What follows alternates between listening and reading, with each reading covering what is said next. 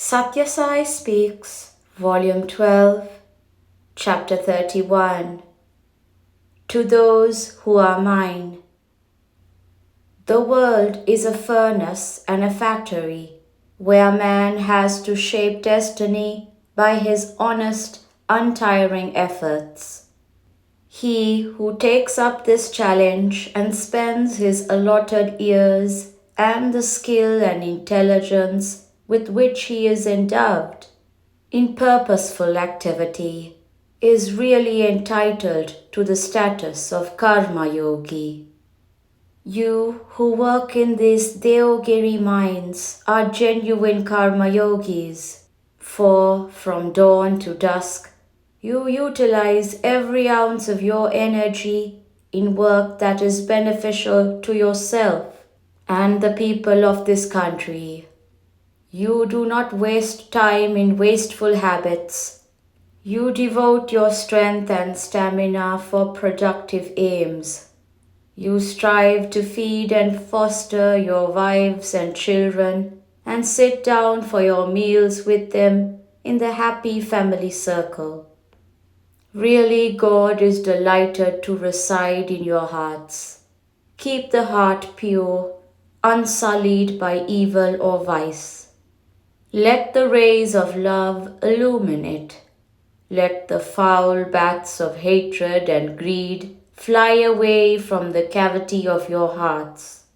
Let the clean air of mutual cooperation and help render the cavity safe and sweet. You see these trees, they are able to stand firm and grow because of the roots that have spread out of your sight. You see this garland in my hand. The hundreds of flowers are held together by a thread which you do not see. You see this building over there. The walls have risen so high because the foundation inside the earth is also high, though you cannot see them. So also this world is so plentiful, so charming, so rich, so comfortable, so regular in its movements and moods, because it has an unseen master and lawgiver, God. The unseen is the sustainer of the seen. The rich desire more and so are disappointed more. Have faith in His grace and lead a virtuous life, a life devoted to service of the weak, a life spent in thoughts about the might and glory of God. The nation relies on you to supply it with very essential commodities. You are duty-bound to answer that call. Pray that you may carry out that duty well. God will certainly answer your prayer, for you are so simple and innocent. Let me tell you that you are really more fortunate than most of the so-called rich, for the rich do not sleep as soundly as you.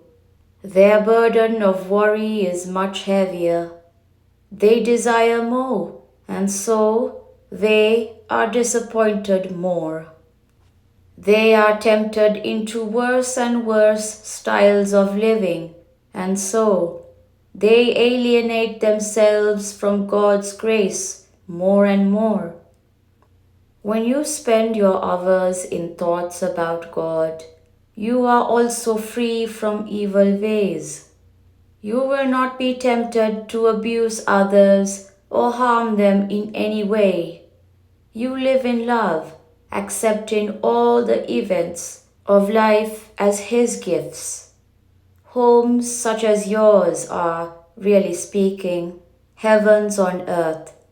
The joy that bubbles in your heart is the symbol of Vaikuntha. The earnestness and care that you evince in your work is the sign of Kailash, the abode of Shiva. Hearts dedicated to these noble ideas are indeed golden. They cannot be tarnished by the ups and downs of life. They can remain unaffected and pure. Approach your work in a reverential spirit. You are drawing wealth out of Prakriti, nature. Prakriti is the manifestation of Purusha, God. When you desire to master Prakriti and bend it for your needs, you have to earn the grace of Purusha. So approach your work in a reverential, humble spirit. Ravana sought Sita, who is Prakriti, since she was the daughter of the earth, discovered by Janaka in the furrow on the field he was ploughing. But Ravana did not first earn the grace of Rama, the Purusha, God, who is the master of nature. And so he brought untold disaster on his head and on the heads of all his kinsmen, clan, and followers.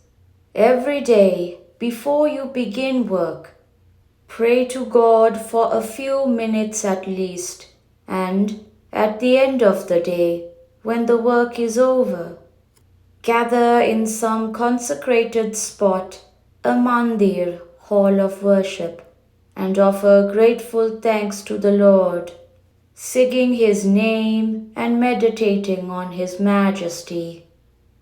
This will make you real karma yogis, even heroes of the karma path. This place is full of charm. It is quiet, with a forest all around. Such retreats are sought after by sadhaks, spiritual aspirants, and sages, but you have the luck to be working in these surroundings. This is a tapovan, hermitage, I should say, a spot which aspirants would love to settle down in.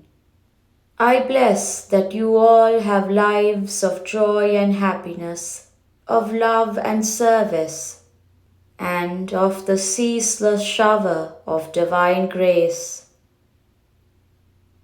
Deogiri Mines, March 9th, 1974.